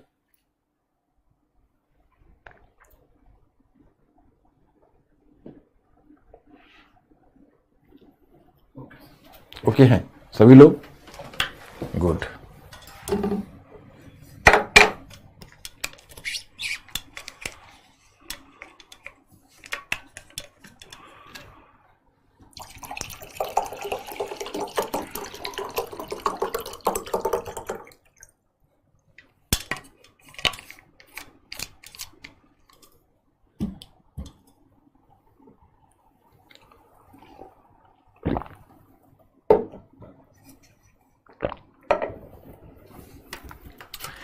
अब चलिए, समाजवादी मॉडल को चुनौती देते हुए संयुक्त राज्य अमेरिका ने पूंजीवाद के प्रोत्साहन देने के लिए कौन सी रणनीति अपनाई? अब यहां पर देखो, आपको हम एक चीज बताएंगे, ये भी बहुत इंपॉर्टेंट टॉपिक है, उसको ध्यान में रखना, और पढ़ोगे तो शीशे की तरह साफ भी हो जाएगा। इतना मैंने क्लियर लिख कर दिया है। आज तो पता नहीं, क्योंकि आप लोग बिजी लोग भी हो, आज आप लोगों ने डाउनलोड तो किया होगा, पढ़ा होगा या नहीं, लेकिन एक बात बता दूं, कल छुट्टी है आप लोगों की, कल बकरीद का पर्व है तो छुट्टी है। तो मतलब कल आपको पढ़ने का, सेल्फ स्टडीज करने का अवसर मिलेगा। तो आप इस पूरी नोट्स को बहुत अच्छे से पढ़ जाना, क्योंकि हो सकता है कल नहीं तो परसों में एक दूसरा नोट्स भी आपको भेजूं, इसलिए आज का काम कल पर नहीं छोड़ते। आप लोग बहुत बिजी हो, लेकिन इसी में थोड़ा समय निकाल के, necessity the mother of invention, कोशिश करते रहो। थोड़ा दबाव अभी होगा, लेकिन आगे बहुत फायदा होगा। यहां पर मैंने बताया है कि देखो, अब द्वितीय विश्व युद्ध के बाद आर्थिक महाशक्ति के रूप में संयुक्त राज्य अमेरिका का उद्भव हुआ, और दूसरी तरफ यूरोप का पतन हो गया, ब्रिटेन वगैरह अब उतनी बड़ी आर्थिक महाशक्ति नहीं रह गया जो पहले था। अब सब मुख्य पोजीशन संयुक्त राज्य अमेरिका ने ले लिया। लेकिन संयुक्त राज्य अमेरिका के सामने चुनौती यह थी कि अंतर्राष्ट्रीय अर्थव्यवस्था का संचालन कैसे होगा। यह प्रश्न क्यों महत्वपूर्ण था, मैं आपको बताता हूं। यह प्रश्न इसलिए महत्वपूर्ण था क्योंकि जैसे आप यही समझ लें कि 19वीं सदी में जो अर्थव्यवस्था का संचालन होता था, तो 19वीं सदी के अर्थव्यवस्था के संचालन में 2 फैक्टर बड़े महत्वपूर्ण काम कर रहे थे। एक फैक्टर यह था कि एक दुनिया में 5-6 साम्राज्यवादी शक्तियां अर्थव्यवस्था को चला रही थी। तो 5-6 साम्राज्यवादी शक्तियां अर्थव्यवस्था को चला रही थी, तो मतलब अपने ढंग से, जैसे आप मान लो एक देश ने दूसरे देश को लोन दिया, तो जो दूसरा देश है अगर लोन रिपेमेंट करने से मना कर दे तो तब तो अंतर्राष्ट्रीय स्तर पर कोई किसी को लोन ही नहीं देगा। सभी डर जाएंगे कि भाई हम लोन देंगे तो कहीं हमारा लोन पचा लेगा। तो फिर जब एक देश दूसरे देश को ऋण नहीं देंगे तो अंतर्राष्ट्रीय अर्थव्यवस्था चलेगी कैसे? तो 5-6 जो साम्राज्यवादी शक्तियां थी उस समय यूरोप में, वही उस समय अर्थव्यवस्था को चलाती थी। अगर एक देश लोन देने में डिफॉल्ट करता था तो दूसरा देश, तो ये 5-6 महाशक्तियां मिलकर उसको पकड़ के उससे पेमेंट करवा देती। जैसे तुर्की ने एक बार मना किया था, तो इन 5-6 शक्तियों ने मिलकर तुर्की से पेमेंट करवाया। अब तो सेकेंड वर्ल्ड वॉर के बाद उपनिवेश मुक्त हो रहे थे और वैश्विक संबंधों का प्रजातांत्रिकरण हो रहा था। तो अब खुली दादागिरी तो नहीं चल सकती। तो एक समस्या तो यह है कि भाई कैसे अंतर्राष्ट्रीय अर्थव्यवस्था चलेगी। दूसरी समस्या यह है कि पहले एक स्वर्ण मानक के आधार पर व्यापार का संचालन होता था। स्वर्ण मानक के आधार का मतलब यह हुआ कि एक देश दूसरे देश से व्यापार करता है, तो ना तो यह देश उस देश की करेंसी को ले सकता है, क्योंकि आपकी करेंसी की क्या वैल्यू है हम क्या समझेंगे। आप रुपीज में किसी से ट्रेड करने जाओ, अगर आपने व्यापार नहीं, अगर उसके साथ संधि नहीं की हुई है, तो आप रुपी में ट्रेड करने जाओ, क्या वो आपको मानेंगे, तरजीह देंगे? नहीं देंगे ना। वो कहेंगे डॉलर में ट्रेड करिए। आज की बात करें तो जो स्वर्ण मानक था, उस स्वर्ण मानक में एक फायदा यह था कि सभी देश ने अपने अपने सिक्के को गोल्ड इंडेक्स कर रखा था। गोल्ड इंडेक्स करने का मतलब जैसे मान लो एक कंट्री है, उसका क्वाइंस है, उसका करेंसी है, बी कंट्री का करेंसी है। तो एक कंट्री ने अपनी करेंसी को कहा कि भाई हमारी करेंसी 4 ग्रेन की होगी, और बी कंट्री ने कहा कि हमारी करेंसी 20 ग्रेन की होगी। तो इन दोनों के बीच एक्सचेंज हो सकता है, क्योंकि इनकी जो करेंसी है वो एक कंट्री की जो करेंसी है और बी कंट्री की करेंसी है, तो बी कंट्री की करेंसी का 5 गुना ज्यादा वैल्यू है, क्योंकि 20 ग्रेन का है और इनका 4 ग्रेन का है। तो दोनों इसके आधार पर व्यापार कर सकते हैं। जैसे ये अपनी करेंसी उस करेंसी को, चूंकि अब दोनों का करेंसी गोल्ड के ही मानक पर है, लेकिन यह गोल्ड स्वर्ण मानक टूट चुका था 1930 के दशक में। तो अब समस्या यह खड़ी हो रही थी कि अब अंतर्राष्ट्रीय अर्थव्यवस्था का संचालन कैसे होगा। नंबर 2, एक और भी मुद्दा था जो बड़ा छिपा हुआ मुद्दा था। क्योंकि शीत युद्ध शुरू हो गया था और दुनिया में सोवियत रूस अपनी समाजवादी अर्थव्यवस्था का विस्तार कर रहा था, तो एक मुख्य मुद्दा यह भी था कि पूंजीवादी अर्थव्यवस्था की रक्षा कैसे की जाए, कैसे पूंजीवादी अर्थव्यवस्था की प्रगति हो कि समाजवादी अर्थव्यवस्था को रोक दिया जाए। तो इसलिए मैं स्टूडेंट्स, अब आप देखोगे कि 1944 में पश्चिमी देशों की बैठक हुई और अमेरिका में एक जगह है ब्रिटेन वुड, क्योंकि अमेरिका उसमें वर्ल्ड ऑर्डर का संस्थापक था, वर्ल्ड इकोनॉमिक ऑर्डर का। अमेरिका चूंकि दुनिया की सबसे बड़ी आर्थिक महाशक्ति के रूप में उभरा था, इसलिए अब वह विश्व अर्थव्यवस्था का संचालन करना चाहता था। तो अमेरिका में ब्रिटेन वुड में एक सम्मेलन हुआ जिसमें 44 देशों ने हिस्सा लिया। 1944 में हुआ, और इन 1944 में यह सम्मेलन हुआ, 1944 में हुआ, और फिर 1947 में भी कुछ एक संस्था बनी थी। तो 1944 में ये सम्मेलन हुआ और उसमें 2 महत्वपूर्ण संस्थाओं का गठन 1944 में ब्रिटेन वुड में हुआ। एक था IMF, अंतर्राष्ट्रीय मुद्रा कोष, और दूसरा था विश्व बैंक। और ये दोनों को कहते हैं ब्रिटेन वुड की जुड़वा संतानें। तो IMF के बारे में आपको सूचना मिलती है कि इसकी स्थापना 1944 में हुई तथा इसका उद्देश्य था डॉलर के साथ अन्य देशों की मुद्राओं का समायोजन, ताकि अंतर्राष्ट्रीय व्यापार का संचालन हो सके और इस प्रकार स्वर्ण मानक के पतन से जो समस्या उत्पन्न हुई थी वह दूर हो जाती। साथ ही वह व्यापार संतुलन और भुगतान संतुलन से ग्रस्त देशों को आर्थिक सहायता भी प्रदान करता। अंतर्राष्ट्रीय मुद्रा कोष के अध्यक्ष के पद पर किसी यूरोपीय व्यक्ति की नियुक्ति निश्चित हुई। अब देखिए, इसको मैं समझा देता हूं, बहुत आसान है।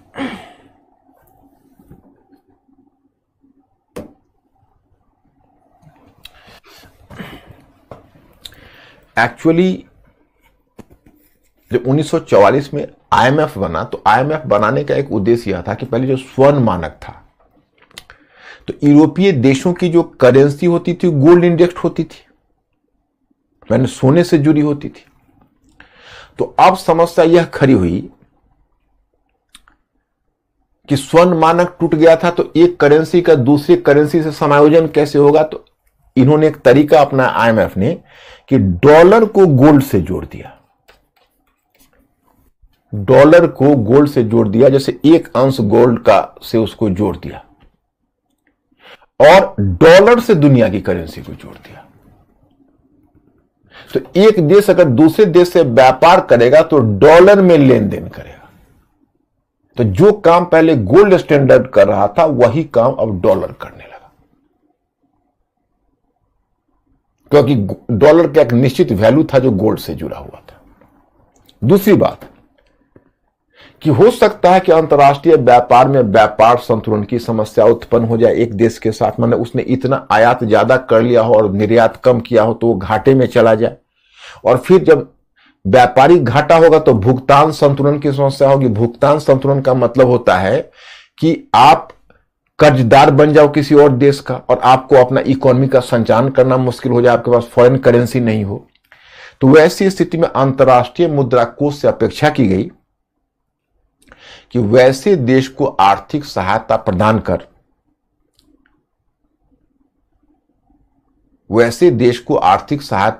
कर अंतर्राष्ट्रीय अर्थव्यवस्था का संचालन करे। ओके, वैसे देश को आर्थिक सहायता प्रदान करे और अंतर्राष्ट्रीय अर्थव्यवस्था का संचालन करे। तो कैसे? तो वैसे देश को आर्थिक सहायता मतलब भुगतान संतुलन के लिए एक्स्ट्रा लोन दे।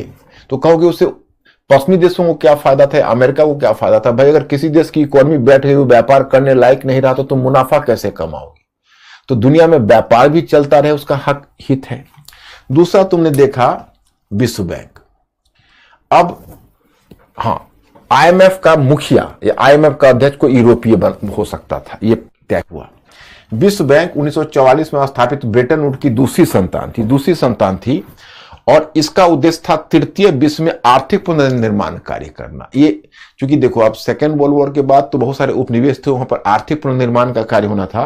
वो किसी तीसरी पार्टी के रूप में गारंटी देकर किसी भी राष्ट्र से किसी अन्य राष्ट्र को ऋण उपलब्ध करवाता। यह काम पहले साम्राज्यवादी शक्तियां करती थी। इसका मुख्यालय भी संयुक्त अमेरिका में था, तो इसके अध्यक्ष की नियुक्ति यूएसए के द्वारा ही निर्धारित की जाती थी। देखिए, अब इसका जो वर्ल्ड बैंक है उसका काम था कि तृतीय विश्व के देशों की जो अर्थव्यवस्था उपनिवेशवाद के काल में चौपट हुई पड़ी थी, उस अर्थव्यवस्था को एक नया मतलब प्रेरणा देना, एक नई एक बूस्ट देना। और इसमें अब उसको लोन चाहिए आर्थिक पुनर्निर्माण के लिए। तो देखो, पहले क्या था, मैंने आपको बताया था कि 19वीं सदी में एक देश अगर दूसरे देश को लोन देता तो फिर दूसरे देश के साथ समस्या थी कि लोन का रिपेमेंट कैसे होगा। तो लोन के रिपेमेंट में अगर समस्या होती तो यह काम दे दिया जाता वर्ल्ड बैंक को, सॉरी, यह काम दे दिया जाता 5-6 महाशक्तियों को। तो पहले 5-6 जो बड़ी शक्तियां थी अरब की, वही अर्थव्यवस्था चलाती थी। अगर एक देश देने से मना कर देगा तो पकड़ेगा, भाई लोन पेमेंट करो। अब तो वो बात रही नहीं। अब अंतर्राष्ट्रीय अर्थव्यवस्था का या अंतर्राष्ट्रीय व्यवस्था का प्रजातांत्रिकरण हो गया, तो अब कैसे पेमेंट होगा? तो उसके लिए वर्ल्ड बैंक को डिप्यूट किया गया कि अगर एक देश दूसरे देश को लोन देता है तो वर्ल्ड बैंक उसमें गारंटर की भूमिका निभाता है। तो दूसरी संस्था हो गई। अब तीसरी संस्था है गैट। गैट का फुल फॉर्म है general agreement on tariff and trade. तो ये जो general agreement of tariff and trade है, ये 1947 में गठित हुआ। पहले एक योजना बनी थी इंटरनेशनल ट्रेड ऑर्गेनाइजेशन की, लेकिन वो बन नहीं सकी। उसके बदले गैट का गठन हुआ। आज वो गैट नहीं है, आज उसी का बच्चा है डब्ल्यूटीओ, और डब्ल्यूटीओ उसका बहुत बड़ा रूप है। तो मैं आपको बताऊं कि देखिए, जो गैट बना, एक तरह से गैट अमेरिकी हित में बना था। एक्चुअली हुआ ऐसा कि ब्रिटेन ने दुनिया में सबसे बड़ा साम्राज्य बनाया था, तो अब उसको उपनिवेश मुक्त करना पड़ा। तो जब उपनिवेश मुक्ति करनी पड़ी तो ब्रिटेन ने एक चाल चली। ब्रिटेन ने क्या किया, एक ब्रिटिश कॉमनवेल्थ का कॉन्सेप्ट ले आया। ब्रिटिश कॉमनवेल्थ का कॉन्सेप्ट का मतलब था कि उसने कहा कि देखिए, मित्र राष्ट्रों मतलब वो अपने पुराने उपनिवेशों से, जिसमें भारत वगैरह भी था, कि हम लोग साथ साथ रहे, इतने वर्षों तक चले, इतने अच्छे हम लोगों के बीच परस्पर ताल्लुकात हैं, संबंध है, सब कुछ अच्छा जा रहा है। आप ऐसे ऐसे जा रहे हैं, कुछ अच्छा नहीं लग रहा है। एक काम करते हैं, हम लोग कोई आपस में संगठित रहते हैं। मतलब संगठित का मतलब है कि चलिए एक क्लब बनाते हैं, मेल जोल वाली क्लब। उस मेलजोल वाले क्लब में हम लोग मिला करेंगे, समय समय पर एक दूसरे का सुख दुख को बांटेंगे। और हमारी महारानी है, उनको थोड़ा सा आप, माने जो क्वीन है, उनको थोड़ा आप नमस्कार सलाम करिएगा। आपकी भी तो महारानी भी, हमारी माता जी, आपकी भी माता जी भी, लोग कहते हैं ना, तो वही है। तो सब कुछ अच्छा चलेगा, आप भी थोड़ा सा रहिए। तब संयुक्त राज्य अमेरिका चिंतित हुआ, उसको लगा कि अरे यार, ये तो गेम प्लान कर रहा है अपने बाजार को बचाने के लिए। ये चाह रहा है पुराने उपनिवेशों की अर्थव्यवस्था पर हमारा वर्चस्व बना रहे, तो हमारा तो मार्केट ही नहीं खुल पाएगा। और यूएसए के पास तो वैसा उपनिवेश डायरेक्ट नहीं था। तो यूएसए जो उपनिवेश मुक्ति की बात करता था, उसमें अमेरिका का स्वार्थ था कि जितने देश खुलेंगे, मुक्त होंगे, वहां पर हम अपना व्यापार बढ़ाएंगे, क्योंकि वो अब दुनिया की सबसे बड़ी अर्थव्यवस्था थी। ब्रिटेन कॉमनवेल्थ लाकर उसकी योजना को ठप करना चाहता था, तो इसने बदले में तुरंत एक गैट की योजना लाई। और गैट में एक प्रोविजन है जो अभी डब्ल्यूटीओ में भी, एमएफएन का मतलब हुआ मोस्ट फेवर्ड नेशन। मतलब एक देश का दूसरे देश के साथ जो संबंध होगा, तो प्रत्येक देश एक दूसरे देश को मोस्ट फेवर्ड नेशन कहेगा। मोस्ट फेवर्ड नेशन मतलब वो उसको, जो एक देश है, वह दूसरे देश को सबसे फेवर्ड नेशन के रूप में देखेगा। मतलब ज्यादा से ज्यादा एक देश जो है वो दूसरे देश को मोस्ट फेवर्ड नेशन के रूप में देखेगा। मोस्ट फेवर्ड नेशन मतलब उसमें मोस्ट फेवर्ड नेशन में क्या प्रावधान है पता है? जैसे अगर एक देश दूसरे देश को कुछ सुविधाएं देता है, तो तीसरे देश को स्वयं मिल जाए। मतलब ऐसा नहीं कि आप इसको फेवर, जैसे आप अगर ये मार्केट को इनके लिए खोल रहे हो तो इनके लिए भी खुल गया। तो ये अमेरिका का गेम प्लान था कि हम किसी तरह से ब्रिटेन को कॉमनवेल्थ के तहत अपने बाजार को नहीं बचाने दें। अब देखिए ये सकारात्मक योगदान इसका क्या है। तो सकारात्मक योगदान यह है कि देखो, दो अर्थशास्त्रियों ने मिलकर इस अर्थव्यवस्था को, मतलब ये इस को चलाया। एक था जो ब्रिटिश अर्थशास्त्री, आपने नाम सुना है, John Maynard Keynes. John Maynard Keynes का लास्ट कंट्रीब्यूशन यही है जिसको कहते हो अंतर्राष्ट्रीय संगठनों का निर्माण। 1944 में इसने किया, 1946 में उसका डेथ ही हो गया। 1946 में उसका डेथ हो गया। तो और दूसरा है एक अमेरिकन अर्थशास्त्री, उसका नाम है हैरी डेक्स्टर व्हाइट। इन्हीं दोनों ने मिलकर इन संस्थाओं की नींव रखी। जिस समय यह संस्था बन रही थी, उसमें ब्रिटेन अपना आर्थिक प्रभुत्व खो रहा था और संयुक्त राज्य अमेरिका अपना आर्थिक प्रभुत्व स्थापित कर रहा था। और इस बात को ब्रिटिश अर्थशास्त्री जॉन मेनार्ड केन्स ने भी स्वीकार किया और उसी के अनुसार काम कर रहा था। और इसकी कोशिश यह थी कि भाई, जो वर्ल्ड इकोनॉमिक डिप्रेशन के समय आपस में ट्रेड वॉर हुआ या करेंसी वॉर हुआ, तो ट्रेड वॉर और करेंसी वॉर जैसी घटना की पुनरावृत्ति नहीं हो। जो ट्रेड वॉर है और करेंसी वॉर है, ऐसी घटना की पुनरावृत्ति दोबारा नहीं हो, ये इसकी कोशिश थी। माने व्यापारिक युद्ध या इस तरह का युद्ध फिर ना चले। तो इसका यह मानना था कि कुछ अंतर्राष्ट्रीय स्तर पर जो देश है उन पर कुछ नियंत्रण हो, कि आपको अपने बाजार को एक सीमा तक खोलना है, लेकिन दूसरी तरफ उसने इस संबंधित देश को अपनी अर्थव्यवस्था की सुरक्षा का भी अधिकार दिया। जैसे अंतर्राष्ट्रीय व्यापार में उसने एग्रीकल्चर को शामिल नहीं किया कि प्रत्येक देश को अपने कृषि की रक्षा करने का अधिकार है।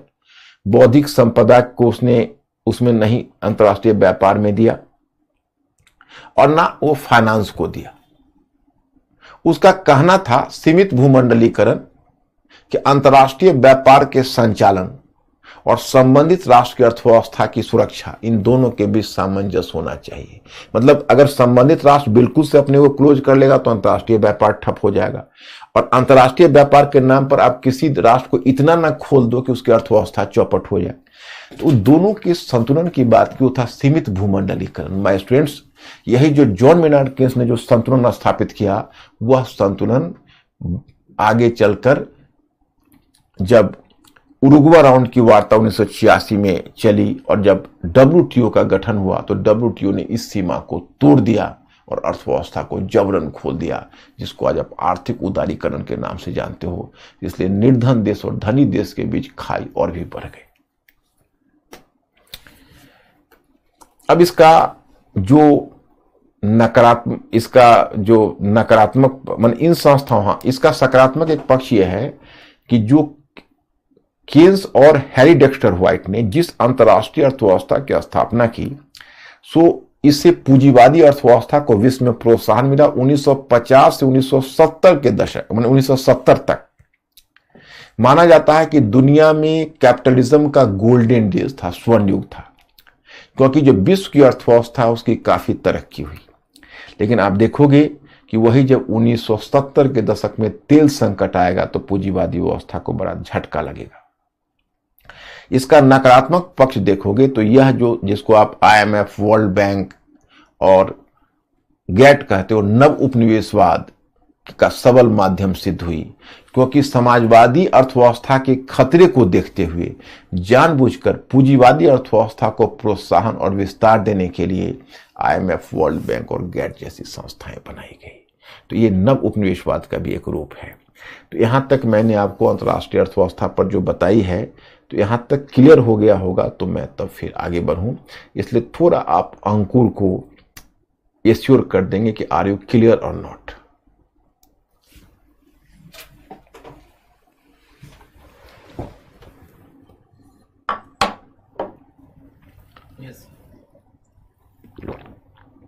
क्लियर है? ओके, अब आज जाके जब तुम लोग पढ़ोगे तो और क्लियर होगे। अब देखिए, अब यूरोप में मैं आपको शीत युद्ध का विस्तार बताता हूं कि यूरोप में शीत युद्ध का विस्तार कैसे हुआ। How did this cold war expand to the different parts of Europe. तो मैं आपको बताऊं कि दुनिया में महाशक्ति के रूप में ब्रिटेन का पतन हो चुका था और संयुक्त अमेरिका का उद्भव हुआ था। तो मैंने आपको बताया कि एक्चुअली हुआ ऐसा कि ब्रिटेन, जैसे आप कोल्ड वॉर का अगर एक तरह से मानो, ये कोल्ड वॉर को किसने सबसे पहले प्रोत्साहन दिया, तो ब्रिटेन था। क्योंकि जो ब्रिटिश प्रधानमंत्री चर्चिल था वो बहुत बेचैन हो रहा था, और ब्रिटेन बेचैन हो रहा था कि ब्रिटेन को लगता था कि सोवियत रूस अपना वर्चस्व स्थापित करने की कोशिश कर रहा है। तो शुरू में संयुक्त अमेरिका ने बहुत इंटरेस्ट नहीं लिया, रूजवेल्ट ने तो बहुत कम इंटरेस्ट लिया, ट्रूमैन आया तो उसने धीरे धीरे इंटरेस्ट लेना शुरू किया। तो देखो, इसमें हुआ ऐसा कि ये इटली है, तो इटली की जब ने समर्पण किया, तो समर्पण के बाद उस समय यूनान को बचाया था ब्रिटेन। तो ब्रिटेन की सेना यूनान में थी। तब तक सोवियत रसिया ने वहां से लिया और यूनान के उत्तर तक, जैसे देखो जितना रेड है वो सब सोवियत रूस के कंट्रोल में आ गया, पूर्वी यूरोप। केवल ब्लू आपको दो दिख रहा है, नीचे आप मानचित्र को बाद में देख लेना। एक दिख रहा है यूनान और दूसरा दिख रहा है तुर्की। तो केवल यूनान और तुर्की ही बचा रहा था। तो जो ब्रिटेन है वो ब्रिटेन की सेना यूनान में थी।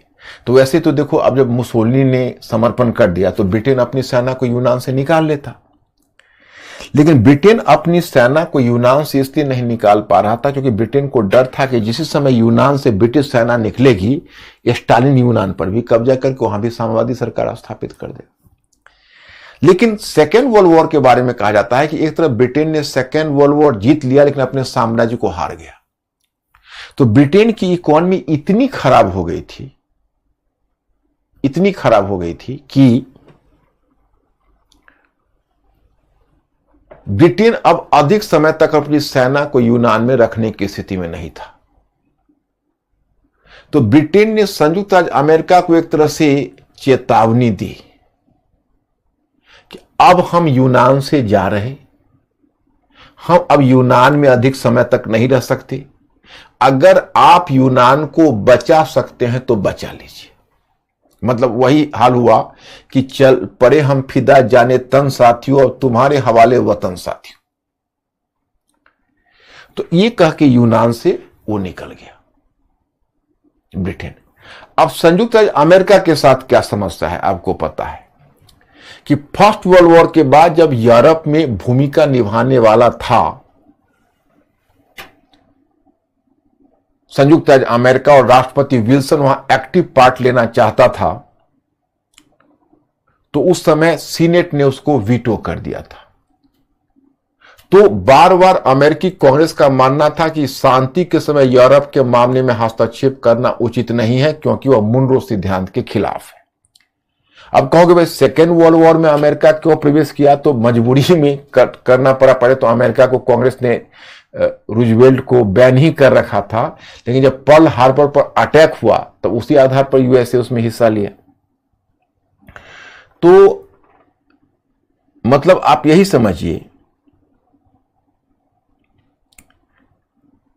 कि अब राष्ट्रपति ट्रूमैन था, जब ब्रिटेन यूनान से निकल गया तो अमेरिकी कांग्रेस तो अनुमति देगा नहीं और यूरोप में रोल कैसे प्ले करे। तब ट्रूमैन मार्च 1947 में अमेरिकी सीनेट को एड्रेस करने डायरेक्ट गया और कहा कि देखिए, हम दुनिया से अपने दायित्व से मुख नहीं मोड़ सकते। और तब उसने सीनेट को हिदायत दी। उसने कहा कि देखिए, अगर हम फर्स्ट वर्ल्ड वॉर के बाद यूरोप से नहीं निकलते और यूरोप में अपनी भूमिका निभाते तो आज पर्ल हार्बर पर जापानी हमला नहीं हुआ होता। मतलब जापान इतना पावरफुल हो ही नहीं पाता।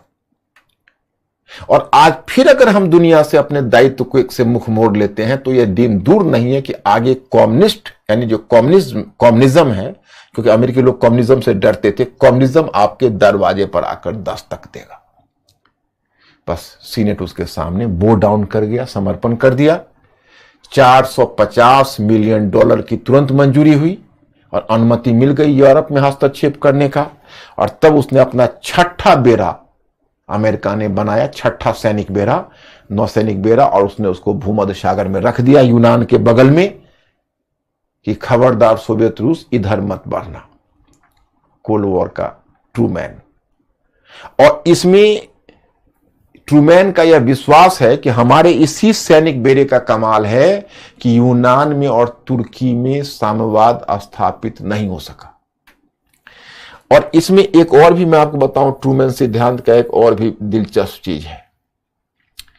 ट्रूमैन सिद्धांत का एक दिलचस्प चीज यह है कि उसी समय ट्रूमैन ने एक डॉक्ट्रिन दी, सिद्धांत दिया, क्योंकि अमेरिकन प्रेसिडेंट वैसे भी सिद्धांत देने में माहिर है। उसने कहा कि यहां पर एक टर्म आया है कि सशक्त हो, ये सशक्त को सशस्त्र करना है। ये सब थोड़ा गलत हो गया है, मिसस्पेल्ड हो गया है। सशस्त्र माने सशस्त्र अल्पसंख्यकों के विरुद्ध शांति के लिए संघर्ष करने वाले लोगों के पक्ष में हम शीत युद्ध की घोषणा करते। मतलब सशस्त्र अल्पसंख्यकों के विरुद्ध शांति के लिए संघर्ष करने वाले लोगों के पक्ष में हम शीत युद्ध की घोषणा करते हैं, कोल्ड वॉर की। मैंने सशस्त्र अल्पसंख्यक जानबूझ के उसने कम्युनिस्टों को कहा, क्योंकि उसने कहा कि कम्युनिस्टों को तो जन समर्थन होता नहीं है, बस वो हथियार के बल पर किसी क्षेत्र पर कब्जा कर लेते हैं, तो उसी को सशस्त्र अल्पसंख्यक का नाम दिया, मतलब एक तरह से अवैध करार दिया।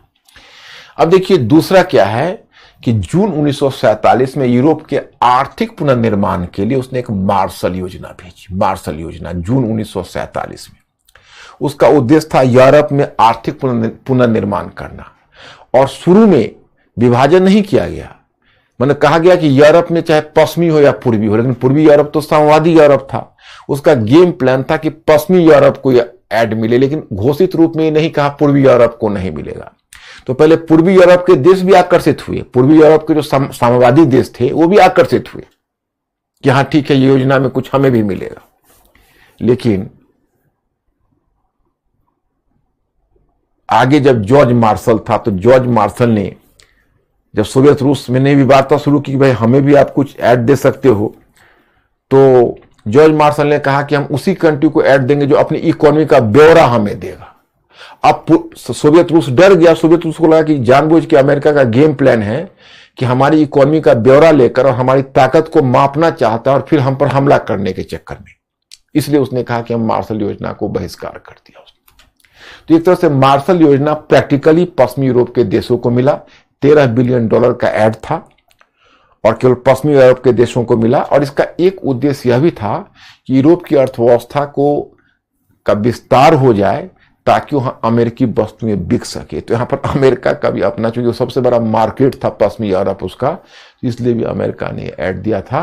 लेकिन इस मार्शल योजना के बाद औपचारिक रूप में यूरोप दो भागों में बंट गया, पश्चिमी यूरोप और पूर्वी यूरोप। तो यही है। अब तो आपका आज समय समाप्त हो गया, नहीं तो और जो मुद्दा है आप लोग इसको पढ़ लीजिएगा, फिर मैं एक दूसरा मैटर भी भेजूंगा। और पहले आप लोग बताइए मिस्टर अंकुर, मेरे स्टूडेंट ठीक हैं? Yes sir. कोई प्रॉब्लम तो नहीं?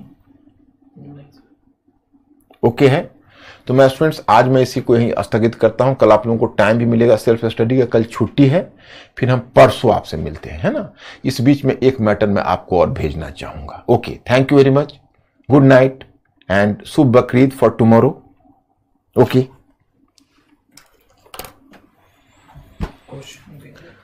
क्वेश्चन तो मैंने दे दिया है, क्वेश्चन मैंने दे दिया, वही जो क्वेश्चन मैंने दिया है उसी को आप लोग ट्राई करना। Okay my students, good night.